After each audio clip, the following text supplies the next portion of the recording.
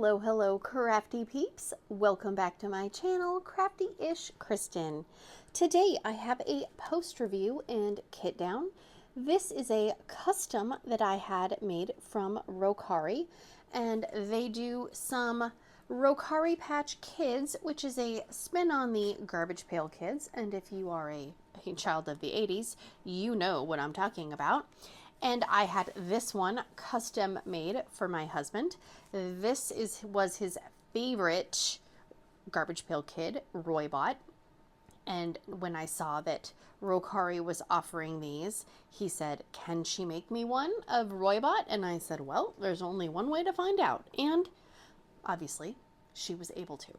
This is finish number 26 for 2025 and finish number 70 total since I started diamond painting. And overall, I am very pleased with how this came out. I did choose round drills just because I had a few squares going on at the time. And I don't think that the round drills took away from detail. I know some people will say you can't get detail in rounds, but pretty sure there's a crazy level of detail in these rounds. So hopefully, if you ever think to yourself, oh, I don't know if I could get rounds, then hopefully this will show you that you can get a lot of detail in round drills. The words came out super clear. I'm always worried about words. These are a little bit chunkier letters. So, sometimes you see things with words with just like one drill word. Those always make me nervous. This came out fantastic. There were a bunch of special drills placed all over. These ones right in here, they're kind of like a jelly drill. Look super, I think they call them luminescence. And those look super cool. I did not have any issues with the glue, any of the drills. I didn't run out of any drills. Really, it was an overall enjoyable experience. It was a lot of confetti, so I would do a row or two, and then I would work on something with a little less confetti, just to break things up a bit. This was a custom, so it's not on the website, and I was a little concerned about the face, just because I was worried that it was matching the background a little too much with the color. But then once I saw it come together overall, I was like, oh, okay, yeah. Because it would make sense if there's, fire and stuff like that. It would kind of reflect in their face. If you've ever sat across a campfire from somebody, their face looks a little yellowy orange. So did not need to worry about that. I can't get this whole thing in shot, unfortunately, but what I am going to do is I will take a picture and I will put it like over here, and then I will also put a photo of what the original Roybot looks like. And let me know, which Roybot do you prefer? I feel like this one, he looks a lot tougher. I feel like the Rokkari version, he looks tougher. He looks edgier. He looks like he's been in battle. His armor looks a little more weathered and like he's done putting up with people and he's taken action. Plus, I do appreciate that there is stuff going on in the background for the Rokkari one, because the other one is just kind of like a plain background, which is fine, but I feel like this one is a lot more interesting. And I didn't notice this while I was doing the diamond painting, but the Rokkari version actually has a faint line around the image, like the Garbage Pail Kids actually had, where they had the spot where the sticker would come off. I didn't really realize that, and my husband's like, "That's so cool, it has the line." And I was like, "What are you talking about?" As I thought the little glittery areas were maybe just like, I don't know, little like ashes coming down from the ceiling, but no, you can actually see it going around the edges. So there is Roybot. I'm going to put you to the side, friend. And here are our drills. Like I said, I did not run out of anything. Oh, here's my trash. There could have been more. There's squares in here too. Again, not an indicator of like how awesome or how crappy a kit is. I just like to keep it. I did notice there was not a ton of trash in this though, but usually with rounds, I feel like the trash is less obvious as well because rounds are a little more forgiving. And I didn't put these in order. Oh my goodness. Seriously, somebody is dropping the ball. All right, I'm going to put these in order and then we will get started putting these away. I will put it in fast forward mode because seemingly you guys really like Chipmunk Kristyn. Okay. First we need Dr. Pepper. Okay, here we go. Special drills. 4-digit, 700. Special, 4-digit, 700. 500. 300. 900, 800. 4-digit. There's those. Let's see, we got 300s. We got 400s. I'm making a mess. 4-digit, special, 900, 800, 700, 300, 400, 800, 500, 600. 4 digits. So many freaking colors, y'all. So many colors. 900, 400, 300. Oh my gosh. 900, 4 digits. 700, 300, 400, 300, 700, special, 4 digits, 900. Okay. Oh my god, what? People be texting. Okay, yeah. 300, 301, 310. Oh, that's a 4 digit. You're naughty. Naughty. And 319. There's that. We got 400. 400. No. Bad. 500, 600. 738. Oh wait, no, bad. Oh, 720. 727. 728. 739. 739. 741. 742. 743. 744. We have 8. 14, 15, 17, 8, 90, all these 900s, and 930. 19, 21, 34, 36, 38, 39, put in there, 946, 9, 72, 76, 77, okay, here we go. 30, any 3 threes. 2, 3, 3. Any 3 6s. Oh my gosh. 65, 76, okay. And 38, 3821, 3820, 27, oh, 3814, 27, 53, 54, 55, oh, 40, okay,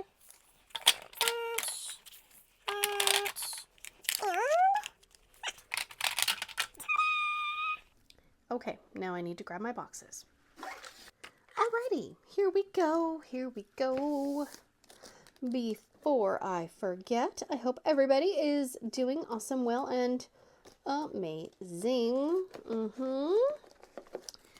And if you are not, I hope things get better soon because you are awesome. Yes, you are. You might not feel awesome, but you are. We all are awesome. 3. I did not grab my nail saver. and I don't have the patience to get up and go grab it. So we're just gonna risk the nails. Yes, we are. I may regret that later. It's fine. I've got enough calluses on my hands. I should be able to open them without too much problems. I hope everybody is surviving the lead up to the holidays. Oh, round 3/10. Okay, these will fit though. Okay. Oh. Come on. Oh, barely. I know I should make a new bag. I don't want to. I don't want to. 319. And if you hear any loud noises, the cats are fighting. I don't know what their deal is, man. It's been a weird couple days, and so they are meowing, and people have been not home, kids have been not home, and then husband hasn't been home, and then people are spending the night other places, and so they don't know. They're very confused. They are very much creatures of habit. They do not like when schedules and their routines are thrown off at all. Daytime schedule, it's a little bit different, but once it starts to hit a certain time of day and, you know, teenager's not here, or sassy lassie's not here, or my husband's not here at a time that they normally would be here, that's when they start to get a little antsy. You know, pace. They'll kind of be walking around, meowing, causing extra mischief. And now they're going to scratch on the scratching post. Lovely. Lovely. The one time I just want them to take a nap.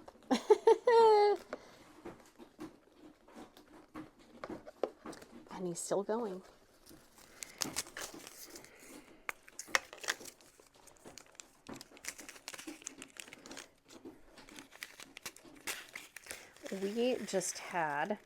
We had an issue with our thermostat on our heat pump. We got this weird error message, and I called the company who put it in nine years ago. Oh my gosh. And they said, yeah, we know what that is, you know, but we can't come out. Well, they could come out on a Saturday. And I said, I'm not sitting around for 5 hours on a Saturday waiting for you guys. No, no, thank you. So they said, okay, we can come out on Monday. And, you know, my main concern was, are we going to have heat, right? Because we have a heat pump, but, you know, if you don't know what a heat pump is, it kind of like, it pumps air from the ground. But once it gets to be a certain temp, then you're supposed to use the backup furnace. Well, it was already kind of 30-ish degrees. So they were like, yeah, no, use the backup heat. Okay, well, that uses a lot more energy and electricity. So I'm like, oh, great. Well, they came out on Monday. They gave me a 5-hour window.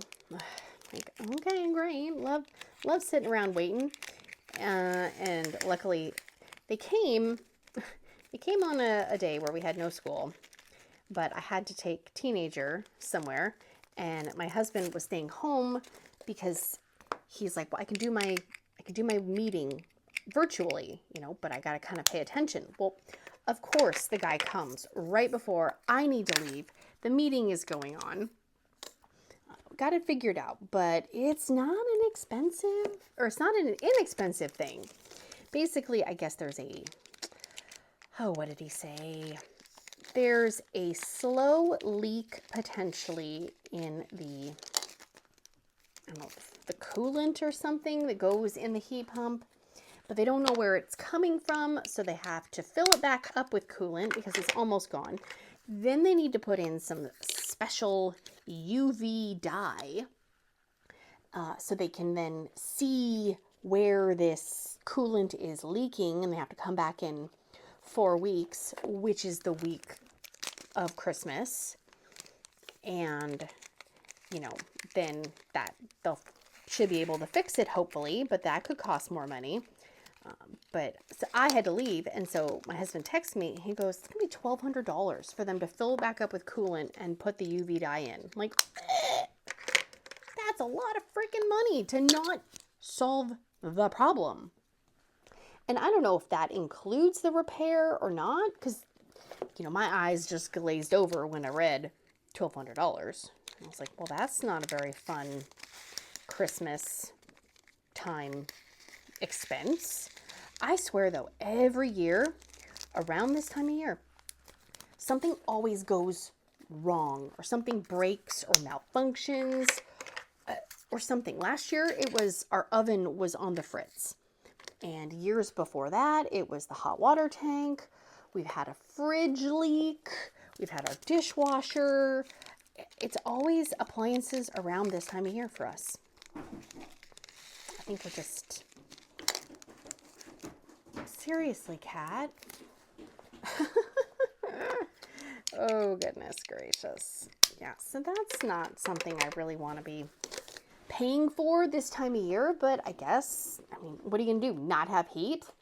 You know, we have a fireplace, but it's more of a decorative fireplace than anything else. And at this point, we would probably have to get the fireplace inspected, because we've never lit a fire in it, which then would cost money too. Yeah. Whatever. It's part of being an adult. Is paying for all the boring stuff. Come on, where's 720? Oh, it's tucked right in there. Oh my gosh, this is getting a little chunky right here. I gotta go through and tidy this. That's not a today thing though. So my husband, when he was little, he collected Garbage Pail Kids, obviously. And he had the, you know, the Transformers and the He-Man and G.I. Joes and stuff like that.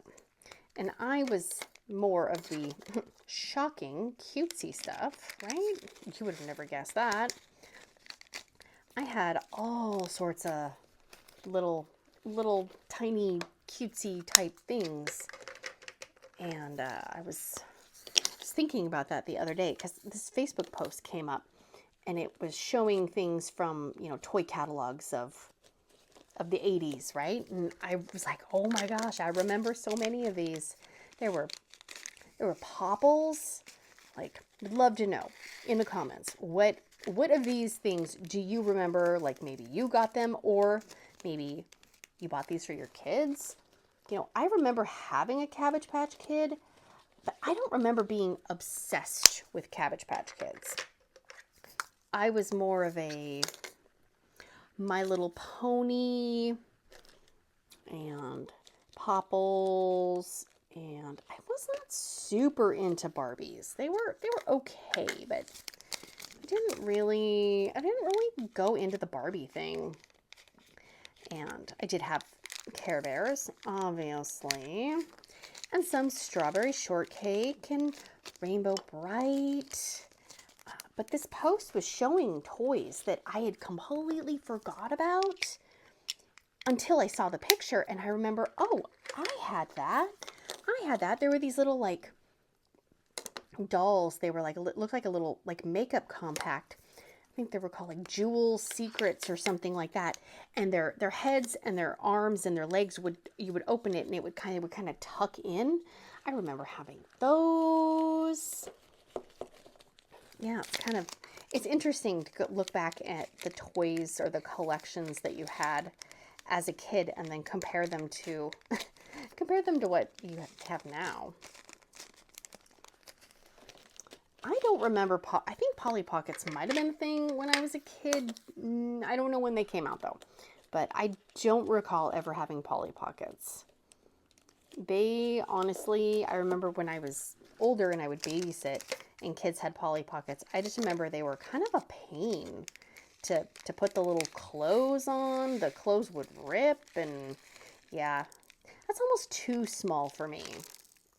Especially since growing up we had like shag carpet in the living room and the bedrooms and stuff, and I would think Polly Pocket clothes would get eaten alive in that majestic brown gold shag carpet. Yeah.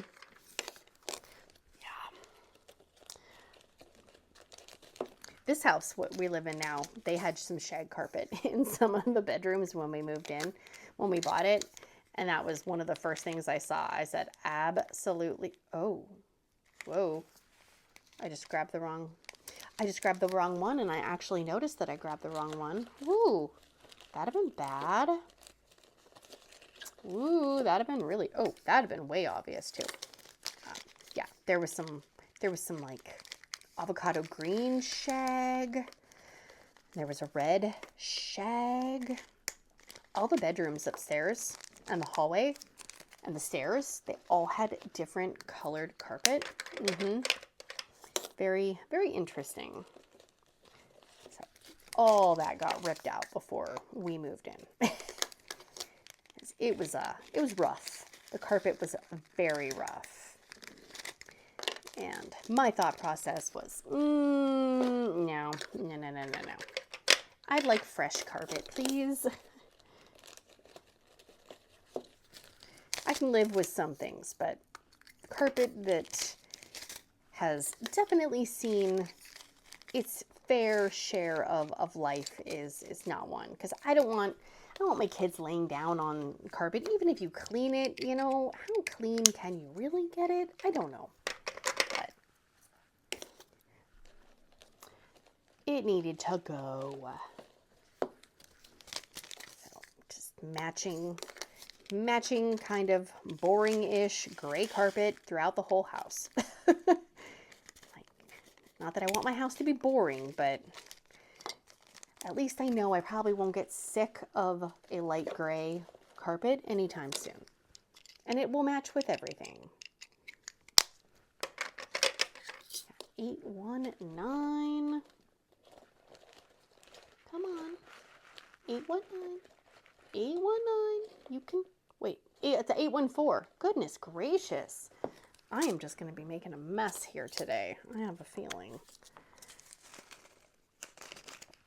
Yeah, so I had one night where both kids weren't here, and my husband stayed at his parents' house because they were going hunting in the morning, and it was just easier for him to wake up over there instead of being home and then having to drive over there and getting up and getting ready and all that stuff.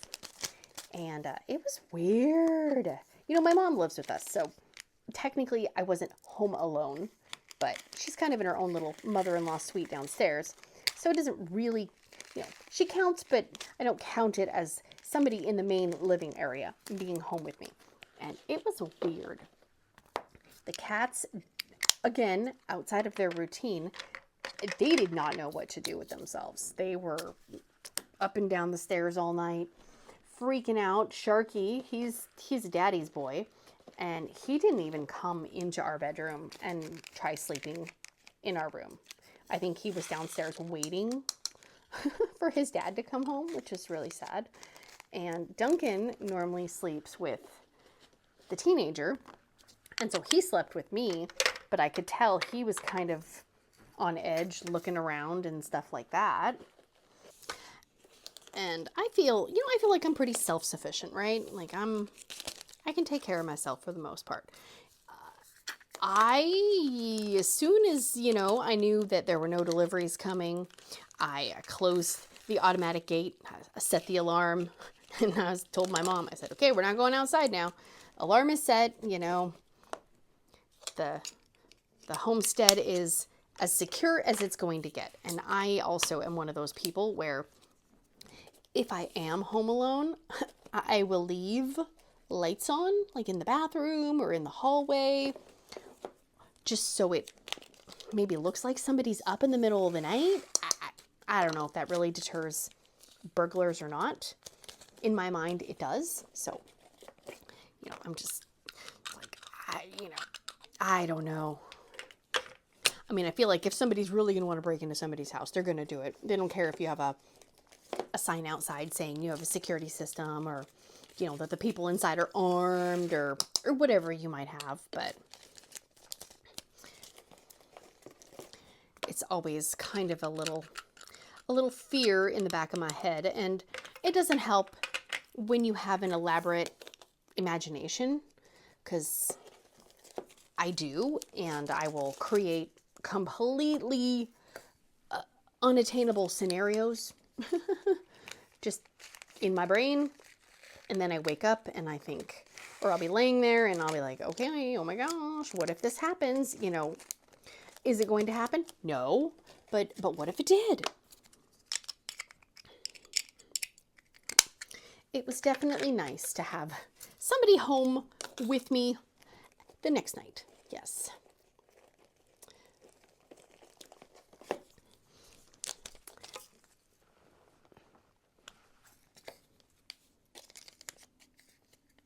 And with this heat thing going on, we've had to have the backup heat on, and, you know, trying not to turn it super high because it eats electricity. And why is it that my children can walk around in short sleeves? Sassy Lassie literally is walking around in shorts and short sleeves. And I'm over here bundled up in sweatpants, sweatshirt, and then even thinking maybe I should grab my robe and put that on just in case. And teenager, same way. He'll get out of the shower and he'll just be wearing pajama pants and no shirt, and he'll come downstairs and I'm like, put a freaking shirt on. It's cold outside. But he's just like, I'm not cold. I don't understand it. I do not understand, because I am just cold thinking about it. Ugh. My husband used to be that way. He used to, not anymore. He's in his older age. He's gotten a little more aware of the cold. He used to wear shorts, like cargo shorts, year round. He would go to work in shorts. He would do things outside in shorts in the dead of winter. I have a photo of him at his parents' house one year. We went over there for probably Christmas or something, and there was, I think, 1.5 feet of snow. And him and someone else are standing in the snow, and both of those fools are wearing cargo shorts in the snow. Just like, no. Oh my goodness, no.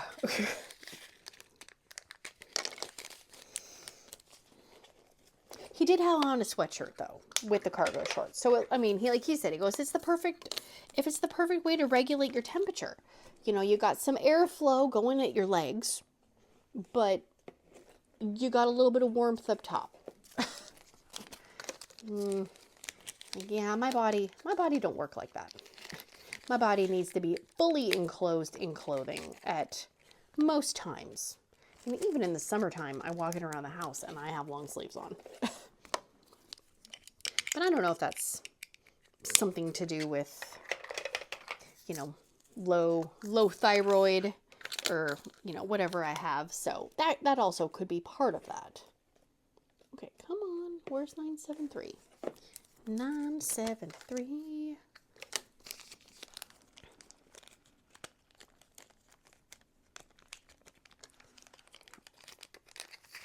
And they are, I don't know, they are doing something on the road we live on, and it's frustrating and comical at the same time, because, you know, like a lot of areas, they build housing developments, right? Because we all need more housing developments everywhere. And then they build sidewalks because they have to build sidewalks. But then they plant trees right next to the sidewalk, right next to the road, right next to the sidewalk. They plant trees. I don't know when the trees that on our road got planted, because we've lived here for 9 years and they've been here since then. Well, the sidewalks are very, how do I say it? They're very jacked up. They're very uneven. They're very, like, if you had low vision or you were pushing something, you could easily trip or stub your toe or something like that, because there's panels that are, lifted up. The roots are ruining the sidewalk because obviously it's a sidewalk and tree branches probably don't need to be growing under the sidewalk. So they started doing repairs, which is great if you use the sidewalks. But they have been out there jackhammering the sidewalks up and then leaving these piles of rubble, basically, without any, cones or any, caution tape around them. And, from my perspective, when I'm driving past, I'm like, that's kind of a safety hazard, right? If somebody's not paying attention, which they should be, but little kids running ahead, people use the sidewalks with bikes. What if you're not looking? It could happen. So they're jackhammering these sidewalks, and then they have like rebar sticking out of the sidewalks another day. Again, nothing cautioning people away from the sidewalk.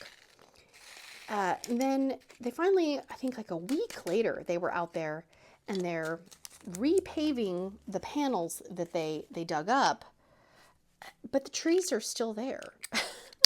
So I'm just sitting there thinking, why are you doing that? Because and I'm not a tree doctor or a tree scientist or, an engineer, but in theory, won't that just happen again?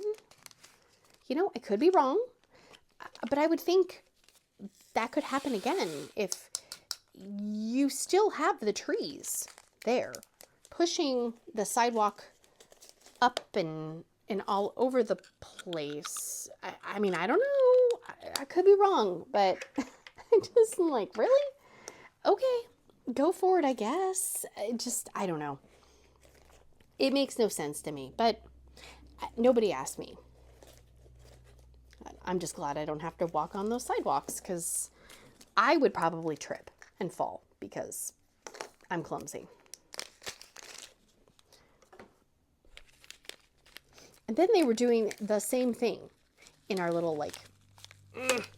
come on, little downtown area, right? Where all the main, grocery stores and fast food and all that is, the main road. They were doing the same thing. They had one lane of traffic closed off because they were jackhammering the sidewalks and doing that again. And I just wanted to roll my window down and be like, aren't you worried that that's going to happen again? Or is that job security? Is it like, yeah, we know it's going to happen and we're just going to come out and make more money and just repave them every 10 years or something? I don't know, man. Nobody invites me to these planning sessions. Because I would think you would just, instead of having trees, which then they have to pay people to come out and trim the trees and clean up the leaves because they get in the road. And like, why don't you just put some bushes, I mean, I don't know. I feel like a bush would be a good option as well, but if somebody is in the planning city something or other, let me know. Like, what is the purpose? I'm genuinely curious.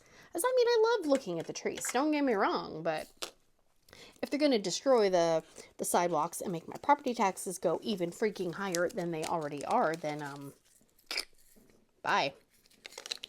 See you later. Because we already pay, like, I don't know if it's, I don't even know what it is. I think it's like 10% or 1% or something, but it's a lot. It's a lot of money for property taxes. Yeah, that's Washington.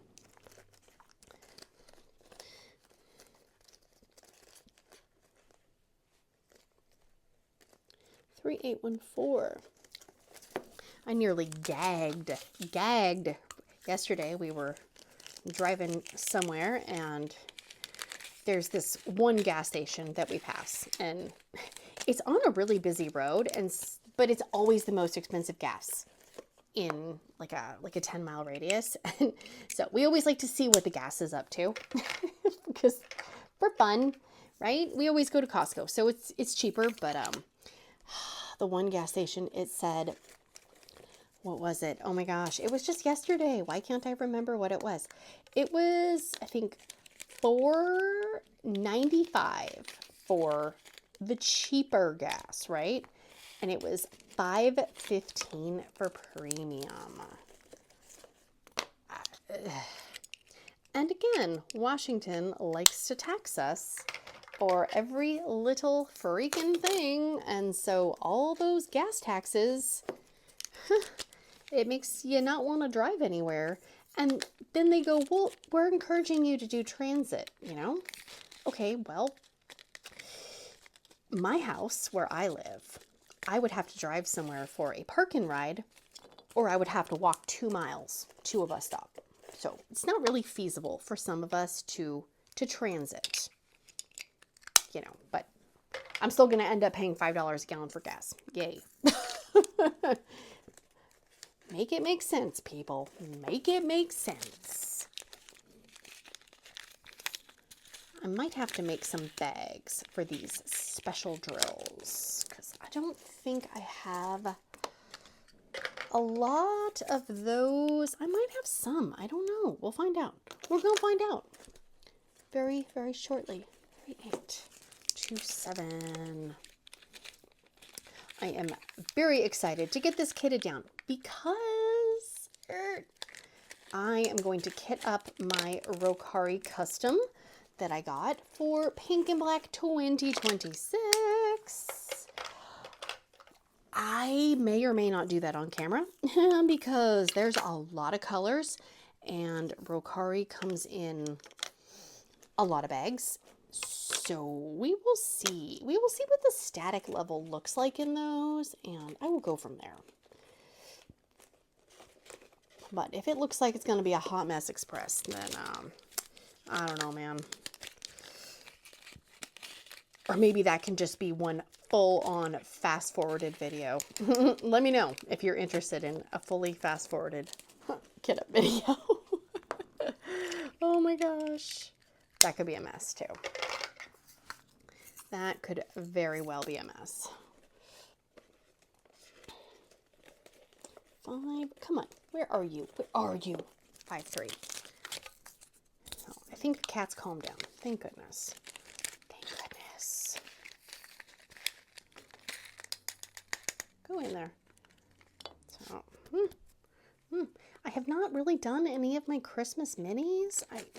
I did half of one, and I was not able to finish it, and I just have not had the time to work on another one. So I got a feeling I'm not going to finish those before Christmas. Yeah, that's going to be carrying on into the new year, which is fine. There's no rule saying you have to finish Christmas projects before Christmas or at Christmas. And I mean, I don't know. I would love to know. Asking lots of questions. Sorry, but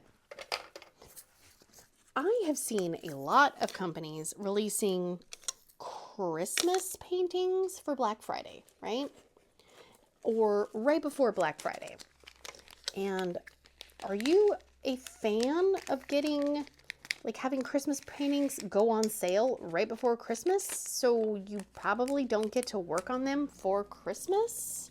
I mean, do you save them for next Christmas, or do you just buy them because you want to buy them? I personally, I like to buy my Christmas paintings, like, you know, in advance just so I have them to work on them for the holidays because, ooh, those are totally different colors. Wow. I want to have my Christmas paintings done around Christmas so I can enjoy them. And so, like right now, I don't think I would buy any Christmas paintings just because I know I wouldn't get to work on it until next year. And then I know next year they're going to come out with Christmas paintings that I want. I don't know. I would love to know. What is everyone else's thoughts on that? I really wish that companies would release things like way in advance. Like let's do like 3 months in advance for a holiday. Please. Please. Can we normalize that? You know, it's just like you go to, what do you call it? You go to Hobby Lobby or somewhere and they have all the Christmas fabric out, right? So why can't we normalize, let's release all the Christmas paintings and all the Halloween paintings, you know, 3 months before. Somebody start a petition, okay? Let's get a petition. And I know some companies, you know, that don't do drop shipping. If you ordered a painting a month before Christmas, you would, in theory, get it before Christmas and you'd have time. But so many of the companies that I want to order from don't have in stock things. So, yeah, again, it's just my musings, you know. I like the idea of being able to work on stuff and then being able to hang it up and enjoy it during that holiday season. But if I'm buying paintings a week before Christmas, I'm not going to get them done. Oh my gosh, these are a mess. Don't look, it's a mess. Okay, I have 3 more, and I'm pretty sure I don't have these. Can I get this label off and just put it on? Ooh, look that. Oh, smartness. Smart, smart, smart. Look at me being the smarty pants. Look at that. I didn't even have to make a new label. I gotta reorganize these. Not right now. Let's get 2 more. I might have a metallic. Okay. Can we get this one off? I did. Look at that. Go me. Go me. Go me. Oh, don't waste the reds. These are so pretty. These red ones. Oh, so pretty. Put that up there. Put here. And then these are the... Oh, you can't see them. You can't tell. But these are the jelly-ish ones. Here, let's pour them in the tray. And there's a dryer sheet.